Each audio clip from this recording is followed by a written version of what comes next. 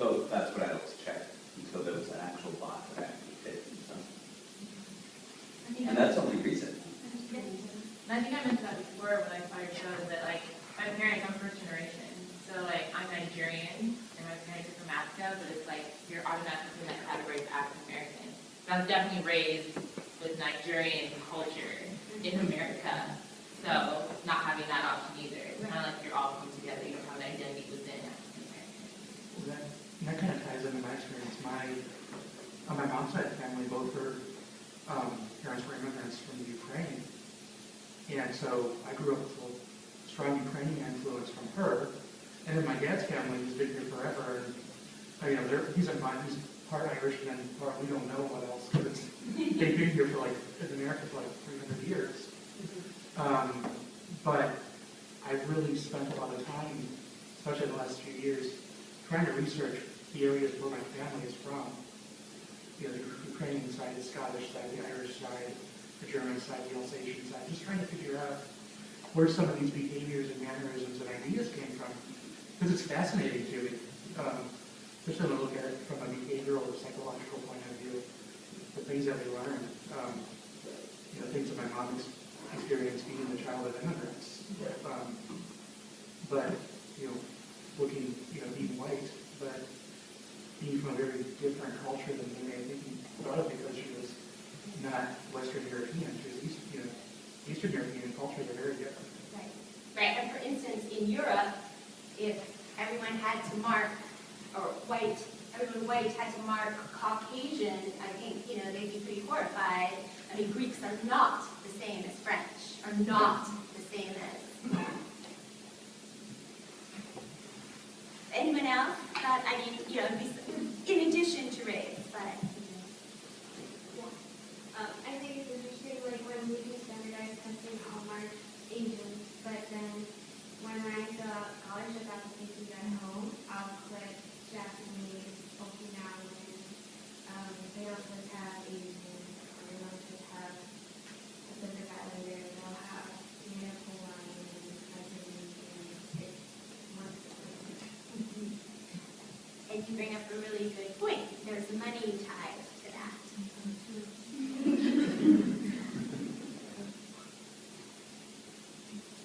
I would do that on that part. I don't always think, I know that if you can, if there's certain modules, I'll check other direction, I would feel like a one, but if I'm going for a scholarship, I'm learning that, and it will be beneficial to me in the long run. If I understand I'm going to mark flat, I'm going to mark mixed race, and then it's something that's, more diverse, there's more money in that form. That's true. How we identify in a certain situation.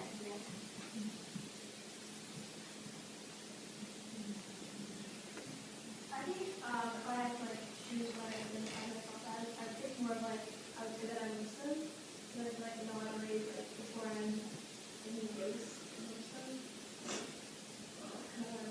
So what's actually really weird about race? It's kind of like you said, I grew up Somalian, but I grew up in the States. It's I'm not African. So you're African. Yeah, African. So you're African American. Yes. But I grew up here, so I guess technically I'm a citizen, so I am American.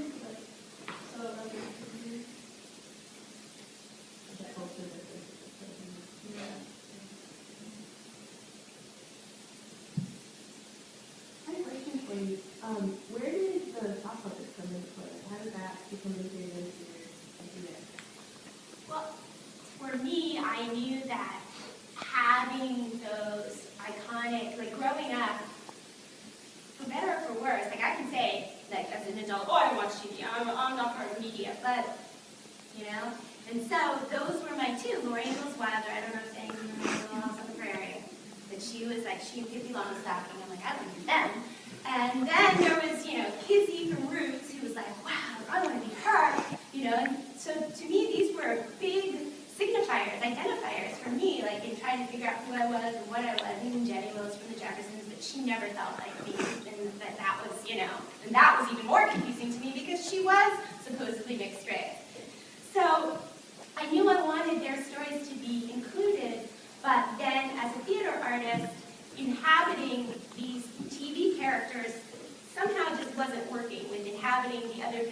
actually existed in my life. So playing with that, the form of making puppets for them, that became a little bit distanced in a little bit different way. And that was just this exciting, amazing revelation that I could put them in there. And let me suggest that making sock puppets of your iconic childhood characters is so much fun. I encourage everybody to do it. Any more questions? How did you come up with, like, the symbolism in the dancing? Like, in the beginning, at one point, I mean, it seems like a minstrel show, like, where you're moving around, like, how did you, like, think to, like, correlate these things? So my performance training background, I have recently really realized for myself, every choice I make comes from training that I was immersed in called Viewpoints training, which I can always offer if you can And so this is a very physical way, and then going into kind of performance art, dance making. You know, I'm not a dancer, but I am. Yeah, so that's those distinctions. Finding somatic ways, and for me, there were iconic moments of, you know, things that I'd seen. Well, this is black. You know, we're doing the worm, or whatever. This is black. You know, and finding those for myself, and then finding where my thoughts went into my body, does that make sense? And then having a director and a dramaturg in the room with me to help me find which forms, were, like the sock puppet or what, you know, whatever else, what forms were really working to tell that part or those parts of the story, and then having a director to actually just tell me, that's too long, that's boring. What about this? You said something about that. How would that translate into your body? Does that make sense? How does it feel that bring a director in to pretty much direct your story? Right. Well, for me, luckily, as somebody who I had worked with for a long time, and we went to school together, so we have a very common vocabulary. So, and you know, in every situation, I think the director's role changes a little bit, and hers was really asking questions, just always continuously asking me questions, and I was blessed that she was good at asking questions and writing along with me, because she came in, you know, we were developing it, so it wasn't like she came in and I'm like, here's the script. Yeah.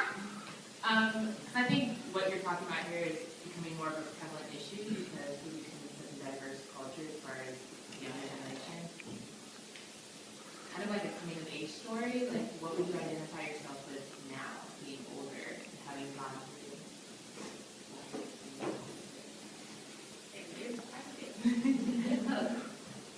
Well, You know what I mean? You're older than us in here. Yeah, so like I said towards the beginning, that race, I mean, it is, especially when you're talking financially, you know, when I applied for a position as a teaching artist, I'm like, and I'm multicultural teaching artist.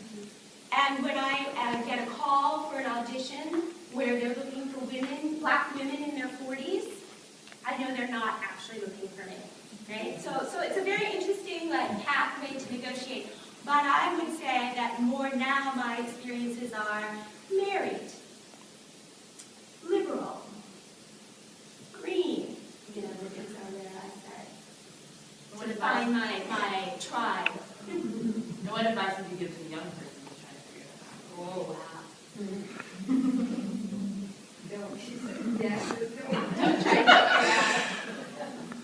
Yeah, right? I mean, that's just always the question as you are growing and experiencing different things and empathy for others' experiences.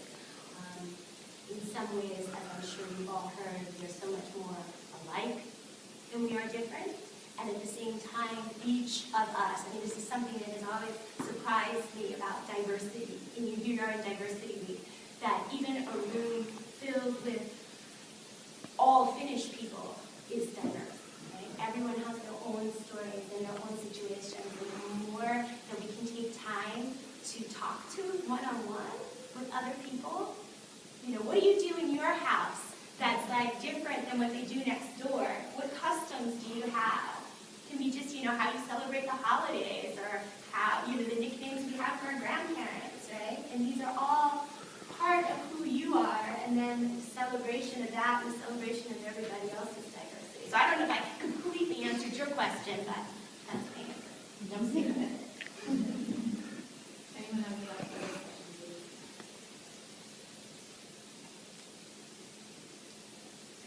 Thank you for being such a great audience. Thank you guys. We appreciate it. We have an event tomorrow at 9:30.